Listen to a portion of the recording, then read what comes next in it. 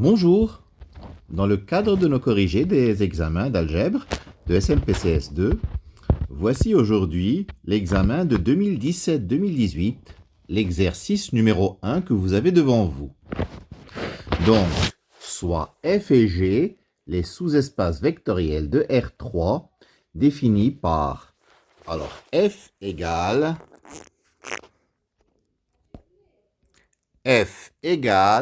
l'ensemble des U égale X, Y, Z, appartenant donc à R3, tel que X moins 2Y plus Z égale 0.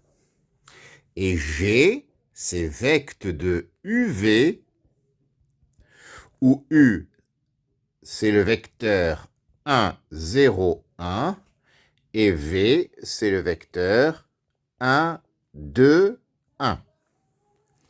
Alors, première question, donnez une base de chacun de ces deux sous-espaces vectoriels, F et G. Donc, on va commencer par F. X, Y, Z appartient à F si et seulement si X moins 2Y plus Z égale à 0. C'est-à-dire X égale 2Y moins Z. C'est-à-dire X, Y, Z vaut 2Y moins Z, Y, Z. C'est-à-dire Y, facteur de 2, 1, 0, plus Z, facteur de moins 1, 0, 1. Donc, 2, 1, 0, moins 1, 0, 1 est donc une famille génératrice et génératrice de F. Alors, ces deux vecteurs ne sont pas proportionnels, donc on va les appeler donc A et B. A et B ne sont pas proportionnels, ou ne sont pas collinaires. S'ils ne sont pas collinaires, étant non nuls, ils forment donc une famille libre. Une famille libre, cette famille libre qui est déjà génératrice, c'est donc une base de F. AB est une base de F. Pour G, alors nous avons G, c'est vecte de UV. Ça veut dire que UV est génératrice de G. UV est génératrice de G. Pour la même raison que les précédents, U et V ne sont pas collinaires, UV est libre. Donc, UV est une base de G. Nous pouvons dire que la dimension de F, c'est 2. La dimension de G, c'est également 2. Deuxième question. Nous allons déterminer F inter G. Alors, X, Y, Z appartient à F inter G. Eh bien, ça veut dire que X, Y, Z appartient à F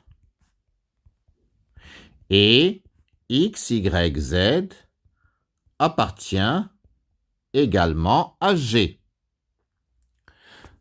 Donc, X moins 2Y plus Z égale 0 et il existe alpha, bêta appartenant à R2, tels que X, Y, Z, s'écrivent alpha U plus bêta V. Donc, nous avons X moins 2Y plus Z égale 0 et X égale alpha plus bêta, Y égale 2 bêta et Z égale alpha plus bêta.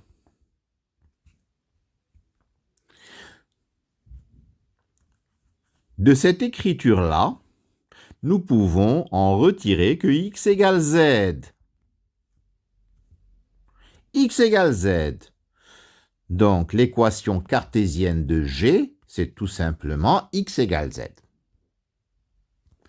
Alors, si je remplace z par x dans l'équation de f, donc nous aurons 2x moins 2y égale à 0, c'est-à-dire y égale x. Donc y égale x et z égale x. En définitive, x, y, z appartient à f inter g, si et seulement si x, y, z égale x, x, c'est-à-dire x facteur de 1, 1, 1. Donc, f inter g égale vecte de 1, 1, 1.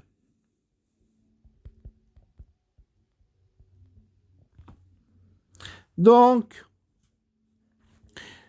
f inter g est engendré par un seul vecteur, la dimension de f inter g égale 1. Est-ce que la somme f plus g est directe? F plus g n'est pas directe. Parce que pour l'être, il aurait fallu que f inter g soit réduit au vecteur nul. F plus g n'est pas direct car f inter g est différent de 0. Troisième question. Déterminons f inter g au travers, par exemple, de sa dimension. Dimension de f plus g, c'est dimension de f plus dimension de g moins dimension de f inter g. C'est-à-dire 2 plus 2 moins 1. C'est-à-dire 4 moins 1, c'est-à-dire 3. Donc, f plus g est contenu dans R3. Dimension de f plus g égale dimension de R3. En définitive, ça veut dire que f plus g égale R3. Et ceci termine notre exercice 1 de l'examen de 2017-2018. Je vous remercie de votre attention.